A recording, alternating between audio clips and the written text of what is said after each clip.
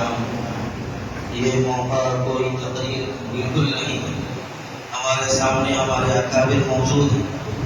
آپ تمام حضرات سے میری سب سے پہلی گزارش یہ ہے کہ ہمارا اجلاس اختتامی مراحل میں داخل ہو چکا ہے۔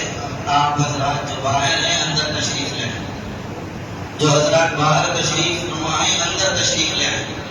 بالکل ہی ہمارا اجلاس اختتامی مراحل میں ہے۔ میں آپ سے گزارش کر رہا ہوں، ذرا ہمت کیجیے، حوصلہ بڑھائیے، اندر آئیے۔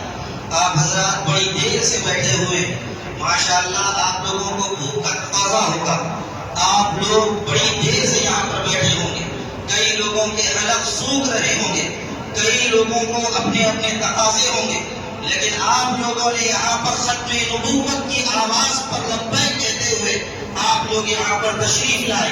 نہ ہم نے کوئی بڑے اشتہار لگائے، نہ کوئی بڑے پامفلیٹ لگائے، نہ کوئی بڑے بڑے اعلانات کروائے، صرف مسجد میں اعلان کروایا گیا کہ آپ لوگوں کو تحفظ ختم نبوت کے نام پر جمع ہونا ہے۔ ماشاءاللہ آپ لوگ یہاں پر جمع ہیں۔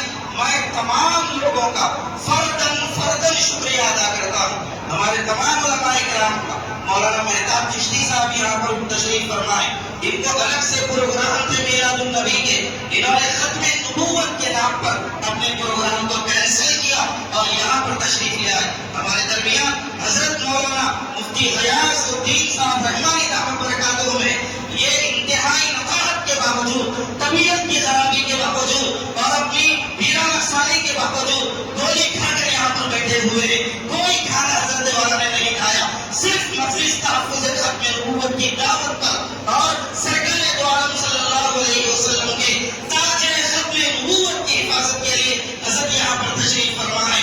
بڑی بے چینی کر رہے ہیں، لیکن ختم نبوت کا مسئلہ ہے، حضرت والا تشریف فرمائے۔ یہ حضرت مولانا مفتی تجمل حسین صاحب دعوت برکاتہ میں ہماری اس علاقے کی مجلس تحفظ ختم نبوت کے صدر ہیں۔ محبوب نگر میں ایک عظیم پروگرام سے خطاب کرنا تھا، لیکن یہاں کے پروگرام کا تقاضا رکھا گیا اور کہا گیا کہ حضرت اگر آپ نہیں ہوں گے تو پروگرام نہیں ہوگا۔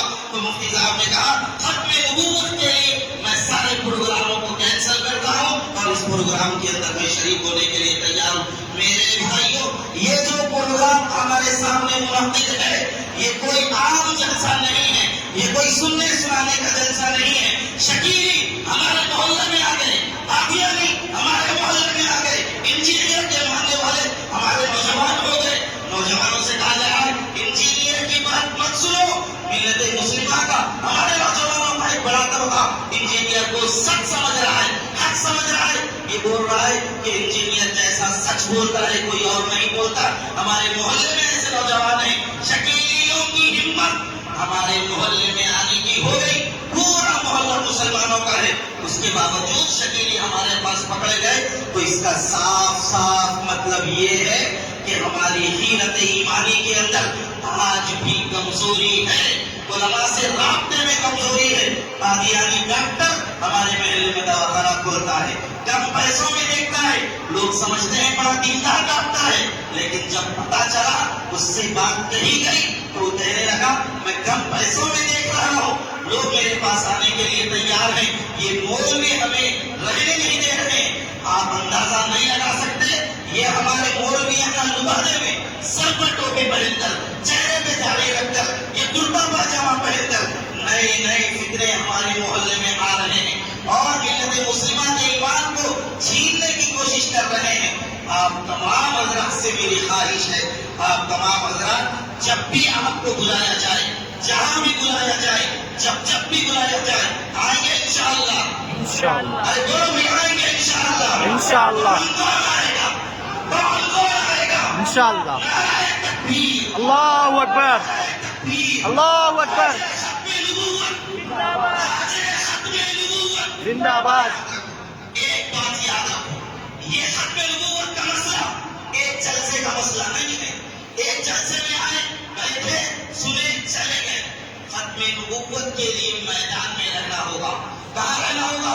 میدان میں رہنا، ارے بولو بھائی کہاں رہنا ہوگا؟ میدان میں رہنا ہوگا میدان میں رہنے کے لیے تیار ہے، انشاءاللہ، رہنے کے لیے تیار ہے۔ انشاءاللہ۔ یہ جان کا مسئلہ ہے، یہ جان کا مسئلہ ہے، پہچان کا مسئلہ ہے، ختم نبوت اپنے ایمان کا مسئلہ ہے۔ جنگ یمامہ لڑ کر صدیق نے بتایا یہ کاغذی نہیں ہے، یہ میدان کا مسئلہ ہے۔ رہے گا سب انشاءاللہ۔ انشاءاللہ۔